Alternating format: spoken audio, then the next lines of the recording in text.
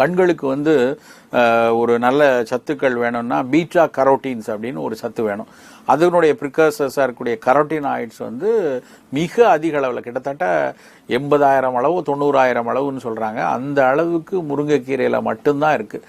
அந்த முருங்கைக்கீரை பார்த்தீங்கன்னா கொஞ்சம் சீக்கிரமே ஒரு பழுத்து பிற ஒரு மஞ்சள் கலரில் பழுத்து போகிறதுக்கு காரணமும் அதில் இருக்கக்கூடிய கரோட்டினாய்ட் சத்துக்கள் அதிகமாக இருக்கக்கூடிய காரணத்தினால தான் அப்படின்னு சொல்லி தாவரவியலாளர்கள் சொல்லுவாங்க. அவ்வளவு சிறப்பான ஒரு கீரை வந்து முருங்கைக்கீரை.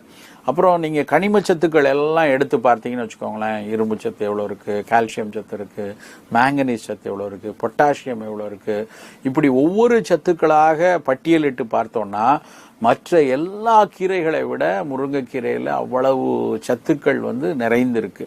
அந்த முருங்கைக்கீரையை வந்து நம்ம வந்து அடிக்கடி உணவுகளில் சேர்த்து கொள்ளலாம்.